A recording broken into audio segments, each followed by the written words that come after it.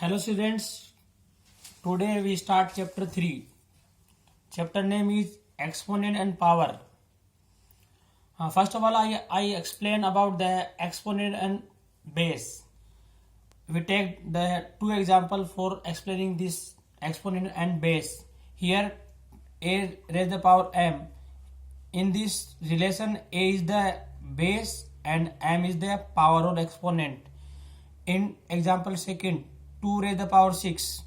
Here 2 is the base and 6 is the power or exponent. Next, some basic related to this chapter. कुछ basics बता रहा हूँ जो इस चैप्टर से रिलेटेड है. First basic, if bases are same and exist in multiply form then powers of the bases will be added. यानी क्या है कि जब दो या दो से ज्यादा बेसेस सेम होते हैं बट और मल्टीप्लाई फॉर्म में होते हैं तो उनकी पावर क्या होती है, आपस में ऐड कर देते हैं. जैसे 2 raise the power 6 into 2 raise the power 5. इन दोनों के अंदर क्या है, बेस 2 है और मल्टीप्लाई फॉर्म में है, तो रूल के अकॉर्डिंग क्या है, इनकी पावर क्या कर देंगे, अपन ऐड कर देंगे. तो क्या हो जाएगा, 2 raise the power 6 plus 5 equal to 2 raise the power 11. Second rule, if any base has power of power then power will be multiply. यानी किसी भी बेस के ऊपर पावर पे यदि पावर होती है तो वो पावर के आपस में मल्टीप्लाई हो जाती है. I explain this by the following example. In this example 2 raise the power 3 and whole raise the power 5. यानी आपको क्या पावर पे क्या पावर दे रखी है, तो क्या होगा, रूल के अकॉर्डिंग दोनों पावर क्या हो जाएगी, आपस में मल्टीप्लाई हो जाएगी. तो क्या हो जाएगा, 2 raise the power 3 into 5 equal to 2 raise the power 15. Third rule sorry, if any base has zero power then value of expression will be 1. यानी किसी भी बेस पे जीरो पावर है तो कितना भी बड़ा बेस हो उसकी वैल्यू जो हमेशा क्या आएगी, 1 ही आती है. जैसे 2 raise the power 0 means answer is 1. Second example 250 raise the power 0, answer is 1.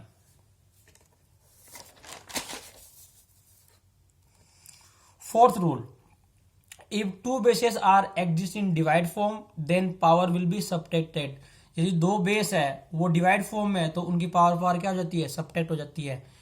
2 raise the power 6 divided by 2 raise the power 3 और 2 raise the power 6 upon 2 raise the power 3.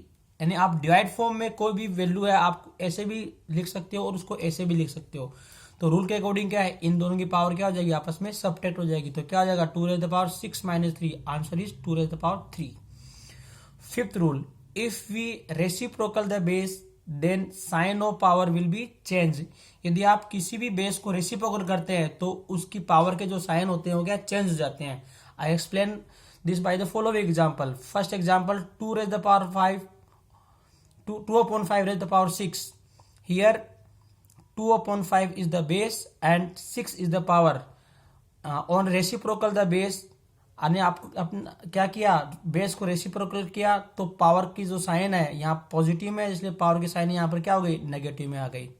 Second example 2 upon 7 raise the power minus 4. Here 2 upon 7 is the base and minus 4 is the power. On reciprocal the base को जब reciprocal किया तो क्या आ गया, आपकी जो power है वो यहाँ पर क्या नेगेटिव में है और रूल के अकॉर्डिंग क्या होगी, पावर पॉजिटिव में आ गई.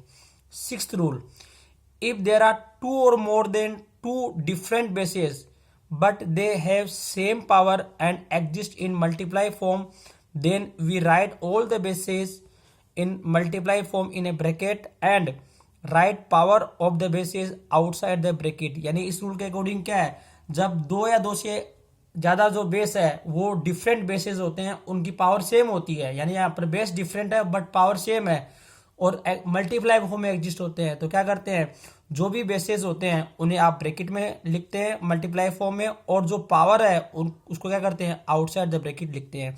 तो आपको क्या किया, इसमें 2 raise the power 3 into 3 raise the power 3 into 7 raise the power 3. इन तीनों में क्या है, बेस डिफरेंट है और पावर सेम है, तो क्या करेंगे, तीनों के बेस को अपन क्या ब्रैकेट में लिख देंगे और जो पावर है वो ब्रैकेट के बाहर लगा देंगे. तो इन तीनों को जो मल्टीप्लाई किया 2 raise the power 6 and 6 raise the power 7 equal 6 7 जा 42. तो आपका आंसर कितना है, 42 raise the power 3. These are the basics of chapter 3. In next class I explain about the exercise 3.1. Thank you.